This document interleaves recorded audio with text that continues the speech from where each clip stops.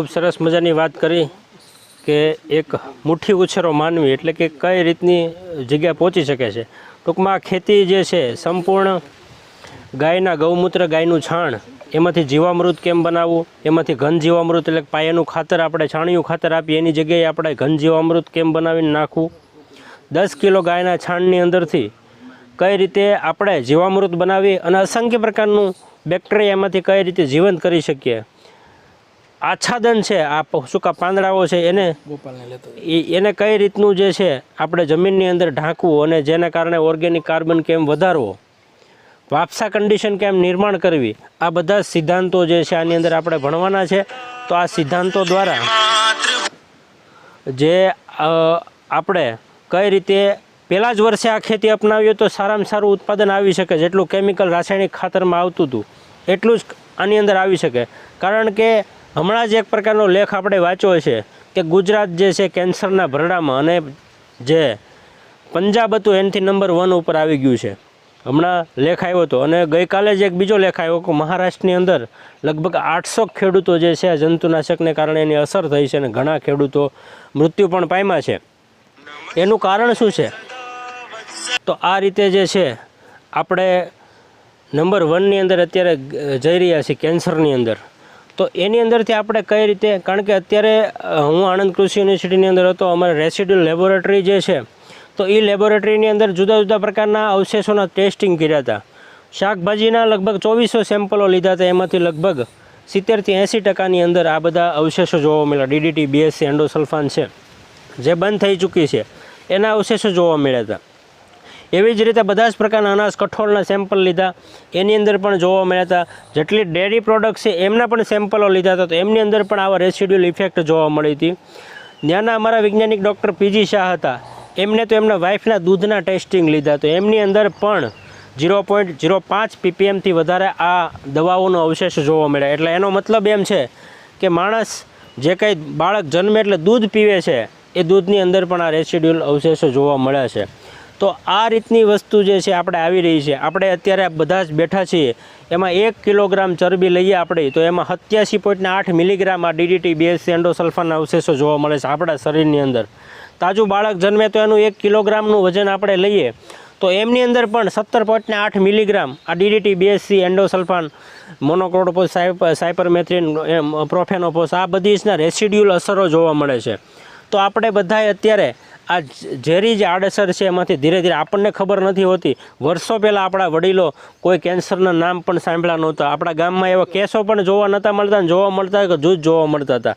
અત્યારે આપણા કોઈ સગા સંબંધીઓ મૃત્યુ પામ્યા હોય તો એ લગભગ મેક્સિમમ કેન્સર, એટેક કે ડાયાબિટીસના પેશન્ટ હોય છે ને આની પાછળનું મુખ્ય કારણ 80% જો કારણ હોય તો આ આપણે આડેધડ જે જરૂરિયાત છે એની કરતાં પણ 10 ગણી વધારે આપણે આ જંતુનાશકો છાંટીએ છીએ, ખાતરો નાખીએ છીએ, એનું આ પરિણામ છે।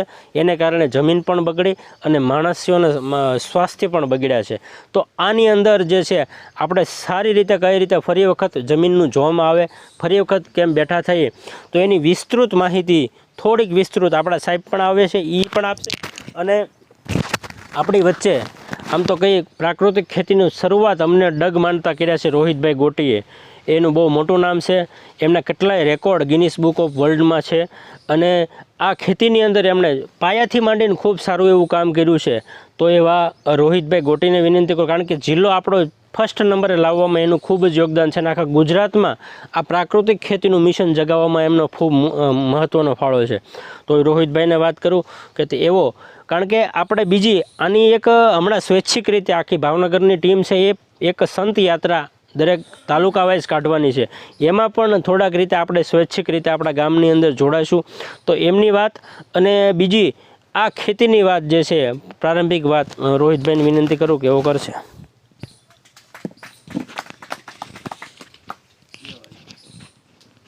રામ રામ બધાને,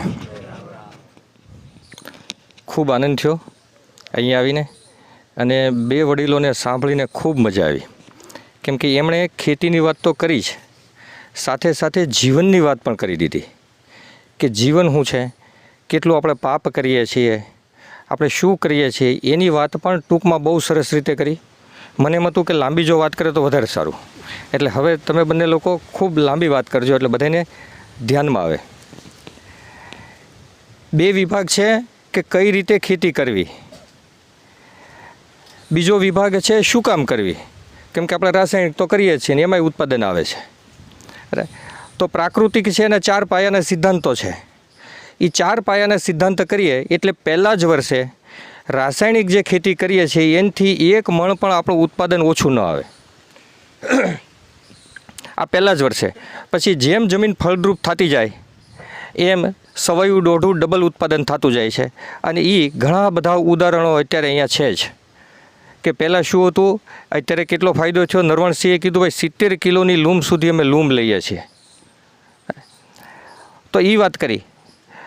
પણ પ્રાકૃતિક કૃષિ આપણે શું કામ કરવી, તો આપણને બધાને ખબર છે કે ભાઈ મહાભારતનું યુદ્ધ પૂરું થયું પછી કૌરવોની સેના હારી ગઈ અને પાંડવોની સેના જીતી ગઈ એટલે રાજા ધૃતરાષ્ટ્ર છે વનમાં જવા માટે નીકળે છે.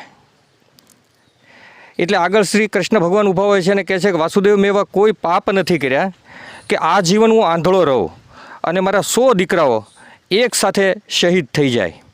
કેમ કે કેવા હતા તો કે ભીમને હંફાવી દેવા હતા, તો કે 100 દીકરાઓ વયા જાય. એટલે ભગવાન એમને કહે છે કે આ કર્મ પ્રધાન જગત છે આખું, આમાં જેવું કર્મ કરો છો એવું જ ભોગવવાનું છે. એટલે રાજા ધૃતરાષ્ટ્ર કહે છે મેં એવું કોઈ કર્મ નથી કર્યું કે મારે ભોગવવાનું આવે. અને આ રીતે 100 સંતાનો એક સાથે યુદ્ધની અંદર ખપી જાય. એટલે ભગવાન એને કહે છે છતાં એ માનતા નથી. એટલે ભગવાન એને દિવ્ય દૃષ્ટિ આપે છે. એટલે 1 જન્મ 2 જન્મ 5 જન્મ 50 જન્મ પૂર્વે એને દેખાય છે કે એક પારધી છે અને એ ઝાડ ફેલાવે છે. એ ઝાડની ગરમીથી એક પક્ષી આંધળું થઈ જાય છે અને 100 બચ્ચાઓ જે આવે છે એની ડોકી મરડી નાખે છે. એટલે એને ધ્યાનમાં આવે છે કે પારધી હું હતો એટલે મારો આ વારો આવ્યો છે એમ. એટલે એક પણ પ્રશ્ન પૂછ્યા વગર ભગવાનના ચરણોમાં મસ્તક નમાવી અને એ વનમાં જવા માટે નીકળી જાય છે. તો 1 મિનિટ માટે આપણે વિચારીએ કે આપણે જ્યારે પંપ લઈને નીકળતા હશું અને આપણે પંપ લઈને નીકળતા હોઈએ અને ઈયળો ઉપર પડતો હોય, કીટકો ઉપર પડતો હોય અને એ કીટકો તડફડિયા મારતી હોય, જ્યારે એના આંતડા જ્યારે તૂટતા હશે તો આપણી માટે એ આશીર્વાદ વરસાવશે કે શ્રાપ વરસાવતા હોય છે. એટલે આ ખેતીનો પહેલો જ ફાયદો છે કે પાપ મુક્ત ખેતીનું અભિયાન છે. કોઈ પાપ જ નથી કરવાનું, એટલે કે પુણ્યની ખેતી છે. આ પહેલો જ ફાયદો છે. બાકી હું એવું કહું છું કે વિશ્વના તમામ પ્રશ્નોના જવાબ આ પ્રાકૃતિક ખેતીની અંદર છે. માટે શરૂ કર્યો છે કે અગત્યના ફોન આવે એમ છે એટલે ચૂકાઈ ન જાય. કેમ કે કેવલ્ય સ્વામીનો બધાને પરિચય છે. એમનો ફોન આવીને એ કહેતા હતા કે ભાઈ અત્યારનો જે ગાયોની અંદરનો જે રોગ છે એ રોગને મટાડવાનો અક્ષીર ઈલાજ એણે પ્રયોગ કર્યો. એક રસઅંજલિ કરીને ડ્રોપ્સ છે, એના 5 ટીપા પાણીમાં નાખીને ગાયને પાઈ દેવાના સવાર સાંજ, અને એક કાપડમાં ઉપર 5 ટીપા લઈને ગાયને સૂંઘાડવાના, એટલે આ રોગ ભાગી જાય છે. એ કે આ મારો પ્રયોગ છે, ઘણી બધી ગાયો ઉપર કર્યો છે, તમે લોકો કરી લેજો. જૂના પાદરમાં જે વનરાજસિંહ છે એની દુકાને પણ આ મળે છે. એટલે એવા અગત્યના ફોન આવે છે એટલે શરૂ રાખ્યો છે, નહીંતર બંધ કરી દેતો. એટલે પહેલો ફાયદો એ છે. એટલે હું કહું છું કે ભાઈ આ ઋષિ તુલ્ય કામ છે. જે ઋષિઓ હિમાલયમાં જઈને તપશ્ચર્યા કરે છે એટલું જ પવિત્ર કામ પ્રાકૃતિક ખેતી કરતો ખેડૂત કરી રહ્યો છે. શું કામ? તો કે આની અંદર દુનિયાના બધા જ પ્રશ્નોના જવાબ છે. આપણને એમ થાય બધા જ પ્રશ્નોના, ટોટલી પ્રશ્નોના. એ પાણીની સમસ્યા હોય, એ અર્થતંત્રની સમસ્યા હોય, એ સમૃદ્ધિની સમસ્યા હોય, એ રોગોની સમસ્યા હોય, એમાંથી મુક્ત થવાની, એ સમર્થ ભારતનું નિર્માણ હોય, એ આતંકવાદ હોય, એ ગ્લોબલ વોર્મિંગ હોય, એ વૃક્ષારોપણ હોય, કોઈ પણ પ્રશ્ન હોય, તમારા મનમાં જે પણ પ્રશ્નો ચાલતા હોય, વ્યક્તિગત હોય, પરિવારના હોય કે આખા ભારત દેશના હોય કે વિશ્વના હોય, એ બધા જનું સમાધાન ઓટોમેટિક પ્રાકૃતિક કૃષિમાં છે. કરવાનું કાંઈ નહીં, ખાલી આપણે આપણી ખેતી કરીએ અને બધા જ પ્રશ્નોનું સમાધાન થાય તો કેવું આશ્ચર્ય થાય આપણને. એક વાત કરું કે ભાઈ પાણીની સમસ્યા, બરાબર, તો આખા વિશ્વની અંદર એના જાણકારો એવું કહે છે કે આગામી જો વિશ્વયુદ્ધની શક્યતા હોય તો એ પાણીને લઈને થવાની છે. શું કામ? તો કે 70% ભાગ જે જમીન છે એમાંથી 70% ભાગની અંદર પાણી નથી, 30%ની અંદર પાણી છે. એટલે આ સમસ્યા દર વખતે વિકરાળ બનતી જાય છે. વાલજી દાદાની સાથે આખા ગારિયાધાર તાલુકાનો જ્યારે મારે પ્રવાસ થયો તો કેન હતા, કેરબા પડ્યા હતા. મેં કીધું આ કેરબા હેના છે એમ? તો કે પાણી પીવાના છે. મેં કીધું ક્યાં લીધો? તો કે વાડીએ. તો કીધું વાડીએ પાણી નહીં? તો કે વાડીએ પીવા જેવા નથી રહ્યા, કડવા થઈ ગયા ને ભાંભળા થઈ ગયા ને માંડ 2 કેરા પીવાય ઉનાળાની અંદર એવી સ્થિતિ છે. મેં કીધું કેટલા તળ અંદર છે? તે 500 ફૂટથી લઈને 1500 ફૂટ સુધી તળ અંદર વહી ગયા હતા, અને છતાં આ સ્થિતિ હતી. તો દાદાની બધા અહીંયા બેઠા છે ને ખબર છે કે પહેલાં કેવા તળ હતા? તો કે ભાઈ ઉપર હતા એકદમ. પાણી કેવા હતા? તો કે નર્મદાના નીર જેવા હતા. ત્રીજું શું હતું? તો કે 12 નદી વહેતી હતી અને માગ્યો મેં આવતો હતો. આવું હતું કે નહીં? અરે હવે આને આપણે પાછું આવું બનાવી દેવું છે. ચેક ડેમની એક પણ ઈંટ મૂક્યા વગર, એક પણ રૂપિયાનો ખર્ચા કર્યા વગર જો 12 નદી બનાવી હોય, પાછી ફરી વખત બધી જ નદીઓ, એવું નહીં આપણે એક નદી, બધી જ ટોટલી નદીને પાછી 12 બનાવી દેવી છે આપણે. ઉનાળામાં એ ચાલુ હોવી જોઈએ. તો આખા વિશ્વનું બધું જ બજેટ, રોડ રસ્તાના બધા જ કામો રોકીને એમાં નાખી દેવામાં આવે તો પણ એ બને એમ નથી. શું કામ? તો કે માણસે કરેલી ભૂલનું પરિણામ છે. માણસ જે ભૂલ કરે છે એ ભૂલને જો સુધારી લેવામાં આવે તો થાય નહીં. તો કે આપણે હું ભૂલ કરી અને આ પરિસ્થિતિ સર્જાણી, તો પ્રાકૃતિક કૃષિમાં ઓટોમેટિક ભૂલ સુધરી જાય છે અને પાણીનો પ્રશ્ન છે હલ થઈ જાય છે. કઈ રીતે? તો કે જમીનના દરેક કણ હોય, ઝીણા કણ, એ દરેક કણ ગોળ હોય છે, અને ગોળ કણ હોય એટલે એની વચ્ચે જગ્યા હોય, એમાં પાણી પણ જાય અને હવા પણ જાય. અરે આપણે ભૂલ શું કરી? માનો કે અહીંયા રેતીનો ઢગલો હોય મોટો જબર, અને ઉપરથી પાણી નાખીએ તો ક્યાં જાય? નીચે આવી જાય. પણ ધીરે ધીરે સિમેન્ટવાળું પાણી કરતા જઈએ આપણે તો શું થાય કે એક સમય એવો હોય 15 મહિને આખું જામ થઈ જાય, પછી પાણી અંદર જાય નહીં, પાણી બહાર વયું જાય. તો આપણે ભૂલ શું કરી કે ભાઈ યુરિયા નાખ્યું. યુરિયાની થેલી ઉપર શું લખેલું છે? 46% નાઇટ્રોજન, બરાબર. તો 54% શું છે? તો કે નાઇટ્રોજન તો વાયુ છે. વાયુને પકડવા માટેનું જે છે, સાદી ભાષામાં એને ક્ષાર કહી શકાય. અરે એ ક્ષાર હારવાર આવે છે એટલે જમીનના જે કાણા છે વચ્ચેના, એની અંદર ક્ષાર ભરાઈ ગયો. એના હિસાબે હું છું, જમીન છે એ ધીરે ધીરે ટાઈટ થતી ગઈ. પહેલાં ખબર છે ગઢિયાઓને, આપણા વડીલો જે છે એને, કે હળને પણ ઊંચું રાખવું પડતું, તેલી કૂણી માખણ જેવી જમીન હતી. અને હવે કેવું છે? તો કે 54 હોર્સ પાવરનું ટ્રેક્ટર હોય તો રાડ પાડી જાય. આવું છે ને સ્થિતિ બધી જ. પાછી આપણે કૂણી માખણ જેવી જમીન જો બનાવી હોય, અરે તો શું કરવાનું કે જીવામૃત પાવાનું આપણે શરૂ કરીએ તો એ કાણા છે પાછા ખુલવા મળે, કેમ કે ક્ષાર છે એ ઓગળવા મળે. અને ખેડૂતોના જે 2 મિત્રો છે, એક અળસિયા અને એક બેક્ટેરિયા, એ પાછા જીવંત થાય. બેક્ટેરિયા શું કામ કરે? તો કે 2 કામ કરે. કોઈ પણ વનસ્પતિ ડાયરેક્ટ ખાઈ શકે નહીં. આપણે બાજરો કે ઘઉં ડાયરેક્ટ ન ખાઈએ, કે એને દળીને લોટ બનાવવો પડે, એના રોટલા અથવા ભાખરી રોટલી જે પણ બનાવવી પડે, એને તાવડીમાં શેકવું પડે અને પછી આપણે ખાઈએ. કે એમ કોઈ પણ વનસ્પતિ ડાયરેક્ટ ન ખાઈ શકે એટલી બેક્ટેરિયા છે એના માટેનો ખોરાક તૈયાર કરે. એને વૈજ્ઞાનિકો કહે છે લભ્ય સ્વરૂપમાં ફેરવે, એટલે કે એને ખાવા યોગ્ય બનાવે. બીજું કામ બેક્ટેરિયા શું કરે? તો કે જે જમીનના જે 2 કણો છે એ 2 કણોને છૂટા પાડવાનું કામ કરે. એટલે કે ચાની ભૂકી જેવી આપણી જમીનને બનાવે. આમ હાથ નાખીએ ને તો આપણા હાથમાં ધૂળ આવવી જોઈએ, ગારો નહીં, એવી જમીનને બનાવવાનું કામ કરે. બીજું કામ છે અળસિયાનું. અળસિયા શું કામ કરે? તો કે ભાઈ કાણું પડતા નીચે જાય, પોતે ખાતા જાય અને બીજા કાણામાંથી ઉપર આવે અને એની વિષ્ઠા ન્યાય છોડે, જે વિશ્વનું શ્રેષ્ઠ ખાતર બને. અને કાણા એવા સરસ મજાના બનાવે કે આસાનીથી પૂરાય નહીં. આખી જમીનને કેવી બનાવે? છિદ્રાળું બનાવે. નીચે ધરતીની પેટાળની અંદર ખનિજ તત્વોનો ભંડાર ભર્યો છે જે વનસ્પતિને જોવે છે. તો આપણે કાંઈ 10 ફૂટ ઉપર નીચે કરવાના છે માટી? એ કામ કોણ કરે? રોજે અળસિયા કરે. તો એ 2નું પાછું નિર્માણ થઈ જાય. જ્યારે આપણે ખાતર નાખવાનું ને દવા નાખવાનું બંધ કરી દઈએ એટલે આપણી જમીન એવી થઈ જાય. એટલે જે પ્રાકૃતિક ખેતી કરે છે ખેડૂતોનો અનુભવ છે કે જેટલો પણ વરસાદ પડે તો બધું જ પાણી જમીનની અંદર આવી જાય છે. એટલે જે તળ જમીનના નીચે ગયા છે એ પાછા ઉપર આવે. એટલે જે ગામ એવું નક્કી કરે કે અમે પ્રાકૃતિક કૃષિ કરશું તો ફરી વખત 5 વર્ષની અંદર 25 ફૂટે ભર ઉનાળામાં ટોપરા જેવા પાણી થઈ જાય. ગંગા નદીના જે પાણી છે એવા જ પાણી થઈ જાય. હવે 12માસી નદી વહેવાની છે આપણે, બરાબર? તો 12માસી નદી કઈ રીતે બની જાય? તો બહુ સહેલું છે કે આપણે જો હરિદ્વાર ગયા હોય તો આપણને ખબર હોય કે ગંગા કેવી છે, વિશાળ વહે છે. ત્યાં ગંગોત્રી જઈએ તો થોડી નાની છે, એની ઉપર ગૌમુખ જઈએ તો સાવ નાની છે.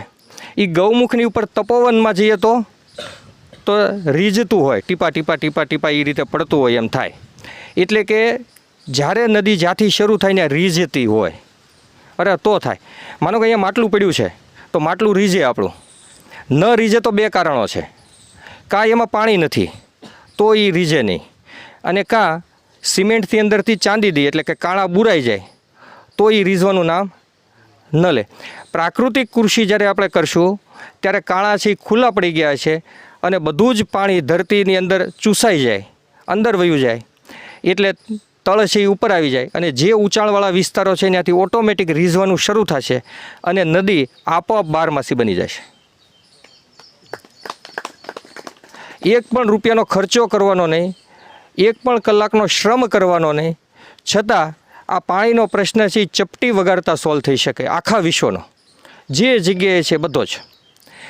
એ જ રીતે વિશ્વના જેટલા પણ પ્રશ્નો છે, અહીંયા જે સમય છે એટલે થોડોક સમય લઉં છું કે વિશ્વના તમામ પ્રશ્નોના જવાબ છે. દાખલા તરીકે અર્થતંત્ર, ખેડૂતોની સમૃદ્ધિ. તો આપણે શેમાં પૈસા જાય? તો કે દવામાં જાય, ખાતરમાં જાય, બિયારણમાં જાય. પાલેકરજી કહે છે કે ખેડૂતોએ એગ્રોનું પગથિયું પણ ચડવાનું નથી, કેમ કે આપણી ખેતીમાં આપણે ખાતર નાખવાનું નથી, આપણે દવા નાખવાની નથી, ને આપણું બિયારણ વાપરવાનું છે. ભારત સરકારના આંકડા એવું કહે છે કે દર વર્ષે 54 લાખ કરોડ રૂપિયા, કેટલા? 54 લાખ કરોડ રૂપિયા એગ્રોની પાછળ ખર્ચાય છે. હવે આ બચી જાય તો ક્યાં બચે? ખેડૂતોના ખીચામાં. ખેડૂત આમનામ સમૃદ્ધ થાય.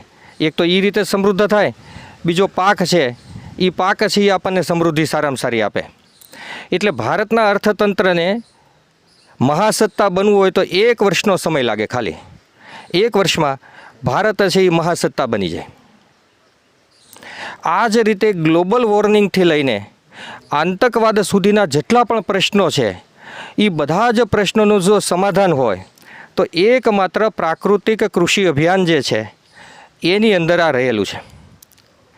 એમાં સારામાં સારી જે ખેતી પદ્ધતિ છે એનું નામ છે સુભાષ પાલેકર પ્રાકૃતિક કૃષિ. કેમ કે એણે 4 પાયાના સિદ્ધાંતો ખાલી આપ્યા અને એની અંદર બહુ સરસ મજાની ખેતી આપણી થઈ શકે છે. એટલે શું કામ કરવી એનો વિષય સવારથી સાંજ પડી જાય એટલો છે.